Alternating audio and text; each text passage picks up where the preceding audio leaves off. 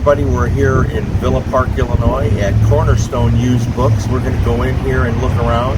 I only get out here about once a year, but they always have some interesting books to find. So let's go in and take a look.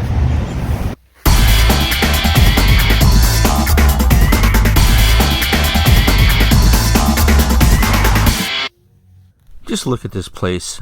Stacks of books everywhere. Mystery, horror, science fiction, romance, vintage paperbacks, quality hardbacks, books for children. This place is rockin'. Let's find something really cool. Hey, look at this. Welcome to McNulty's Book Corral. And this, ladies and gentlemen, is the book haul from Cornerstone Books in Villa Park. Let's take a closer look. All right, let's start with the hardcovers. Some of you may have noticed in that video that down on the bottom shelf there at Cornerstone, they had a bunch of Zane Grey Walter Black editions. So I went through that and I found some Zane Greys. I found three. So the first one I found that I decided to take was a later Grosset and Dunlap Great Western edition because I liked the cover. And you can see that there. Great cover. So you can see that the dust jacket is a little worn, but because the main part of the cover is salvageable, including the back, I decided I paid $3 for it. So I'll Mylar the cover. That makes a nice presentation when you get that done. So I grabbed that because I just like the cover, you know. The Border Legion. This is, again, a much later edition of old Grosset and Dunlap Zane Grey. Then I did buy two Zane Grey Walter Blacks. Now, the Walter Black editions I've talked about before, and the last 14 that were released in the series can be a little pricey because they're scarce for whatever reason. And that includes this one, the Reef Girl, which I picked up because it's in beautiful shape. It looks to me like it's never been read, or possibly read once. The paper is white. The only flaw in this was there's a little bit of a chip on the red printing on the spine, but the Reef Girl can be a little pricey. I paid $6 for this. So again, this is why we go to used bookstores, secondhand bookstores, flea markets, antique shops. We find these nice condition books now and again. The treasure hunt, my friends, is worth your time and effort. So I picked up the Reef Girl. And by the way, this book was written in the 1930s. It was not published until 1977. After Zane Grey died in 1939, according to the introduction by his son, this book was submitted to his publisher, and they rejected it. And hence, it sat in the family archives until it was finally published in 77. It is not a Western. The Reef Girl is a South Seas romance. Very much a drama, and so forth. It's beautifully written. I think it's one of Zane Grey's books, and when I've read this when it first came out, and the thing about the Reef Girl is that if Zane Grey had lived and had survived World War II and had gone on to continue writing, let's say into the 1950s or perhaps even later, what type of books would he have written?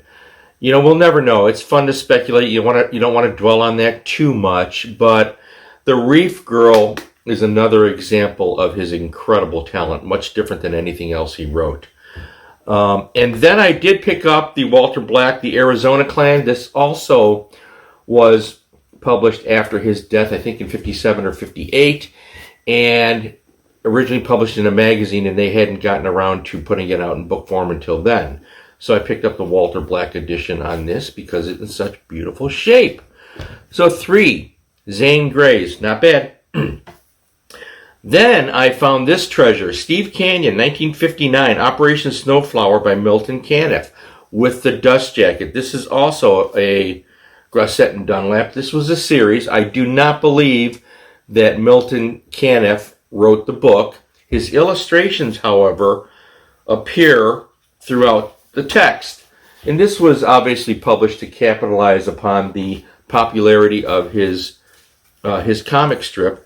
And it was, you know, we all read it when we were growing up. The end papers have part of his artwork as well.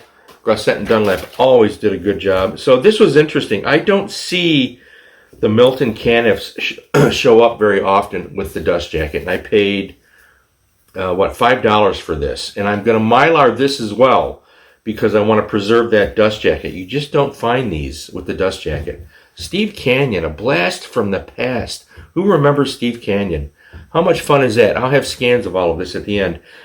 And then my wife found a Whitman. She's the Whitman Eagle Eye, okay? If you ever need to find a Whitman, hire my wife to go shopping with you. She charges $500 an hour. and look at this.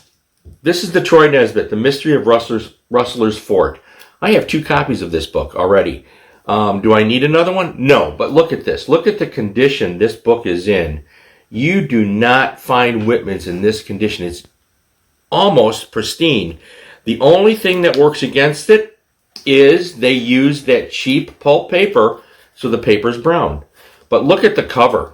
Absolutely, there's not a blemish on it. So I'm thrilled. I think we paid, I don't know, what did we pay for this? We paid $5 for this as well. And for a Whitman from the 60s in this condition, $5, that's a done deal. Thank you to my wife for her Whitman Eagle Eye. I'm going to take her with me all the time when we shop. She's the one, you'll remember, that I mentioned in a previous episode, found that near pristine Gunsmoke Whitman with James Arness on the cover. Fantastic. So as you can see, Cornerstone Books in Villa Park turned out to be a really good visit. I only go there about once a year because it's a bit of a drive for me. And that's the hardcovers. Then we got into some paperbacks. Now,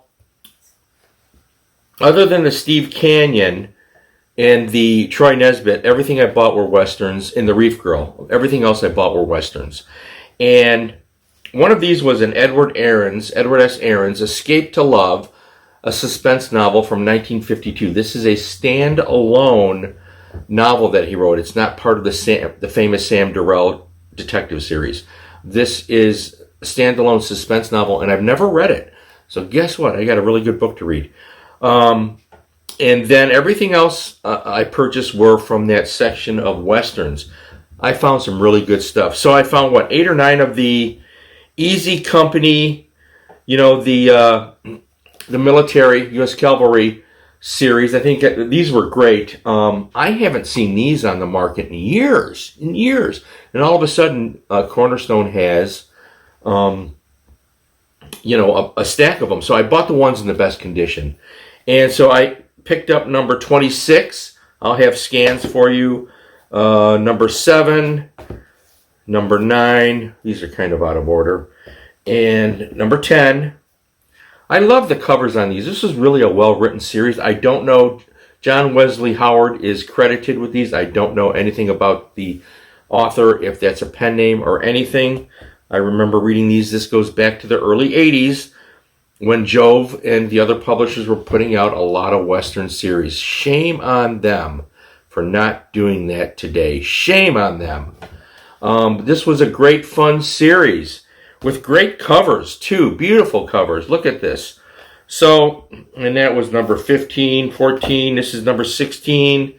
And then finally, number 17. So, really fun series to read. And these, I never read the whole series. I think there were about 30. So these I don't have. So, again, I hit pay dirt at Cornerstone Used Books in Villa Park. Look it up. They have a website and they're on Facebook. A couple more Westerns to get this all done. We have 2 Stagecoach number 32 and 35, which was published by Bantam. This series, I didn't read a lot of these either, maybe 1 or 2 back in the day. Again, we're going back to the early 80s when the Western books were really, really gold. And I think, but I'm not sure, that James Reasoner may have had a hand in writing some of these. I don't know for sure. If anybody knows, by the way, who these authors are, who may have done these series, you can use the comment section down below and let me know. Be interesting to find out. So lots of fun here. Stagecoach stories are fun. Easy Company, then the Stagecoach. And then I got into some individual paperbacks. So I picked up Bolt number 4, The Guns of Taos, by Colt Martin. This was an adult Western series.